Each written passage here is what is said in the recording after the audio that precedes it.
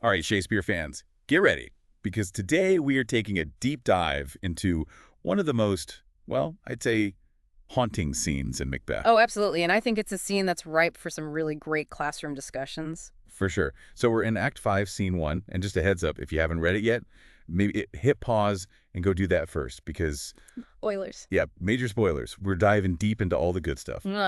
Sleepwalking, secret confessions, all that fun stuff. We've watched Macbeth's ambition just spiral out of control up to this point. Right, total bloodbath, pretty much. Yeah, exactly. And now the play takes us into this almost quiet, eerie space of Lady Macbeth's chamber. And, like, things are not going well for her. No, not at all. I mean, we see the inner consequences, really, of all the chaos that's been happening. And our listeners should know that at this point, Macbeth himself is, well... Off fighting a losing battle, basically. Yeah, so he's not even around for this whole scene. Exactly. And Lady Macbeth, she's not quite herself anymore. That's one way to put it. She's sleepwalking, muttering under her breath, revealing all those dark secrets. Yeah, the secrets that she and Macbeth have been, trying to hide. And get this, we're seeing all of this through the eyes of a doctor and gentlewoman, who are basically... spying on her. Yeah, basically. And to me, that's what makes it so creepy. Right. It's like we're getting this glimpse into her mind without her even knowing we're there. Exactly. Total voyeurism. Adds a layer of suspense to it, watching her unravel. Big time. Imagine this. Dimly lit room. Lady Macbeth wandering around in her nightgown, and she starts rubbing her hands. Obsessively, almost. Like she's trying to get something off. And then that line. Oh, here it comes. One of the best. Out, damn spot. Out, I say. Chills. Literal chills. Every time. But it's more than just her feeling guilty, right? Oh, for sure. I mean, think about blood as a symbol in this whole play. Yeah, it's everywhere, representing the actual, crimes. Exactly, the evidence. But now, here, it's like the blood is in her mind, too. It's stained her conscience. And it's a total contrast to what she told Macbeth, right? After they killed Duncan.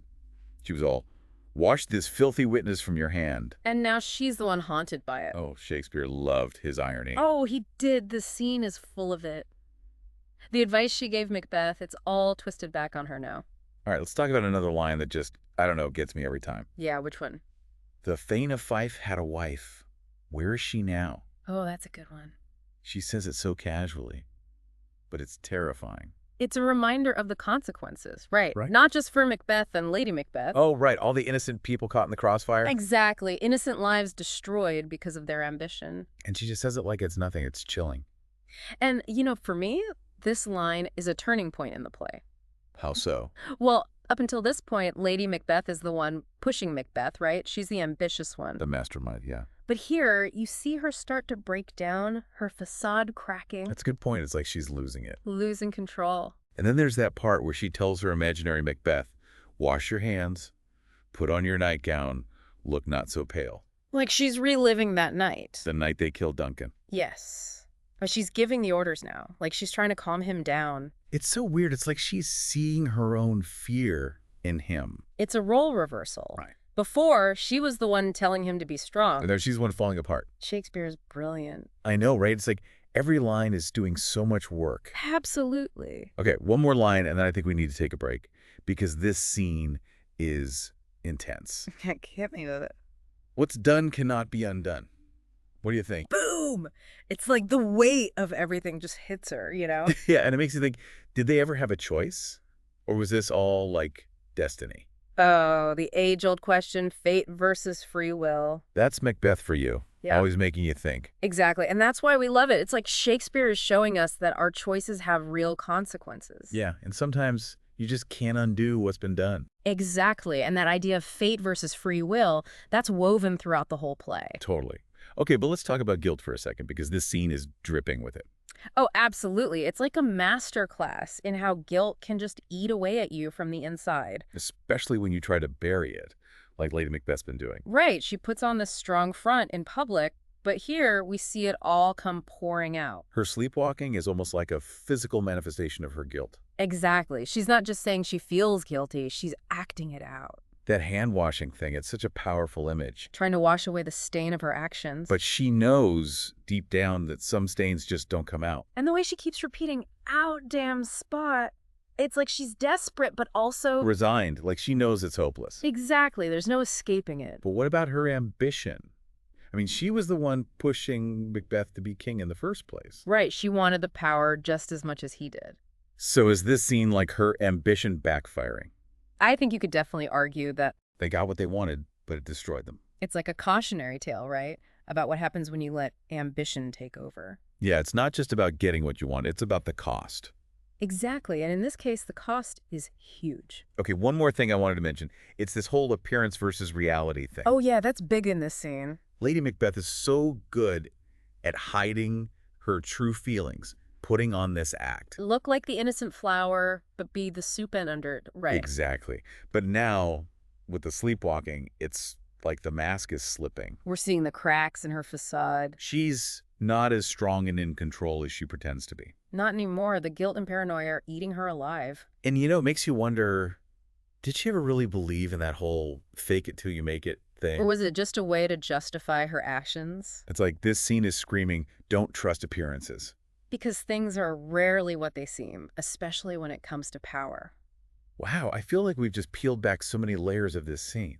Me too. It's amazing how much Shakespeare packed into this one short scene. Definitely gives our listeners a lot to chew on, I think.